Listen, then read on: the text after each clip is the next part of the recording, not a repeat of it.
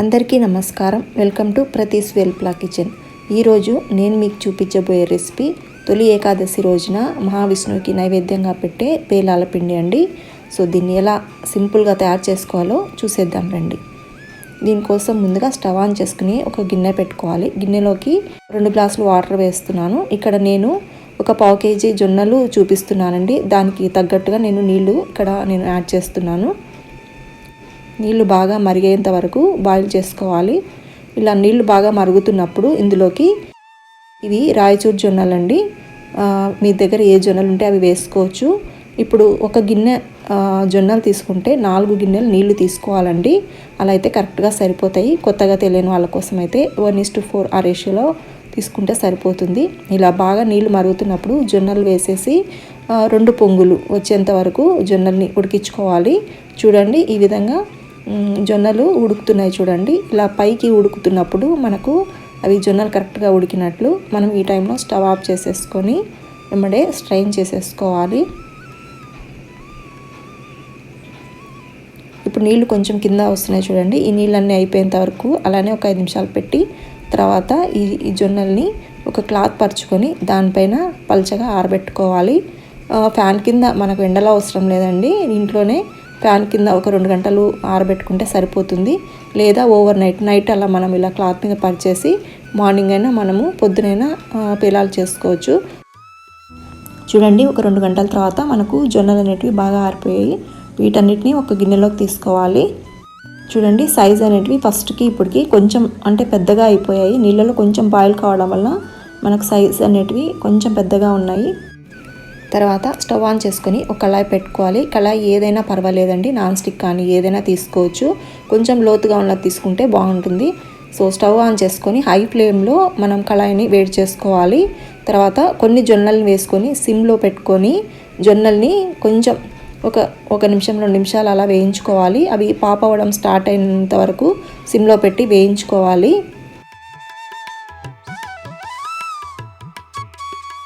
చూడండి, ఇప్పుడు అంటే పేలాలు రావడం స్టార్ట్ అయ్యాయి కదా. ఇప్పుడు హై ఫ్లేమ్లో పెట్టేసుకొని మూత పెట్టేసుకోవాలి. లేదంటే అన్నీ పక్కకు చిట్లిపోతాయి.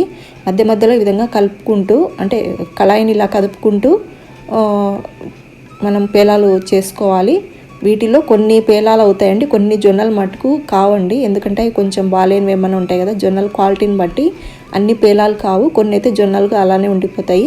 అవి కూడా కొంచెం పాప అవుతాయి కానీ మొత్తంగా ఎక్కువ పేలాలు అయితే కావండి. చూడండి, మొత్తం ఈ విధంగా చేసుకోవాలి. ఈ విధంగా పేలాలన్నింటినీ చేసుకున్న తర్వాత వీటిని గ్రైండ్ చేసుకోవాలి. జారు మన ఇష్టం అండి. చిన్న జార్ అయినా తీసుకోవచ్చు, మీడియం సైజ్ జార్ అయినా తీసుకోవచ్చు. నేనైతే ఇక్కడ చిన్న జార్లో చూపిస్తున్నాను. ఇందులోకి హాఫ్ వరకు వేసుకొని గ్రైండ్ చేసుకోవాలి.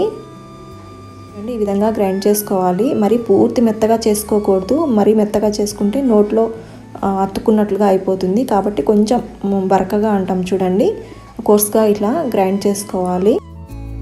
మొత్తం అన్నీ కూడా ఈ విధంగా ఇలా గ్రైండ్ చేసి పెట్టుకోవాలి. పేలాలన్నీ ఈ విధంగా గ్రైండ్ చేసుకున్న తర్వాత మళ్ళీ చిన్న జార్లోకి ఒక 2-3 స్పూన్స్ అదే పౌడర్ తీసుకోవాలి. ఇందులోకి మనం జొన్నలు ఏ కప్తో అయితే తీసుకున్నామో అదే కప్తో బెల్లం తీసుకోవాలి. అప్పుడు స్వీట్ అనేది ఎక్కువ తక్కువ కాకుండా కరెక్ట్గా సరిపోతుంది. ఇప్పుడు బెల్లం వేసుకొని గ్రైండ్ చేసుకోవాలి. చిన్న జార్లో అయితే మెత్తగా వస్తుందని నేను చిన్న జార్లో వేస్తున్నాను. మీరు కావాలంటే మీడియం సైజ్ జార్లో డైరెక్ట్గా వేసేసుకోవచ్చు. ఇప్పుడు బెల్లము పౌడర్ అనేది బాగా మిక్స్ అయిపోయింది. ఇప్పుడు నేను దీంట్లోకి వేసుకుంటున్నాను.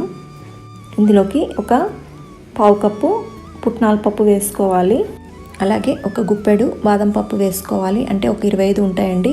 అలాగే కొన్ని జీడిపప్పు. ఇవి ఆప్షనల్ అండి, మీకు నచ్చితే వేసుకోవచ్చు, లేదంటే లేదు. లేకపోతే తగ్గించి కూడా వేసుకోవచ్చు. అలాగే ఒక 5 యాలకులు అన్నీ వేసి ఈ విధంగా గ్రైండ్ చేసుకోవాలి. ఇది కూడా అంతే అండి, మరీ మెత్తగా చేసుకోకుండా కొంచెం ఈ విధంగా చేసుకోవాలి. అలాగని మెత్తగా ఉండకూడదు, అలాగని బరకగా అంటే మరీ రఫ్గా కూడా ఉండకూడదు. ఈ విధంగా ఉండాలి. చూడండి, ఇలా గ్రైండ్ చేసుకుంటే సరిపోతుంది. ఇప్పుడు ఇందాక మనము పేలాల పిండి పట్టుకున్నాం కదా, అందులోకి ఇదంతా వేసేసుకోవాలి.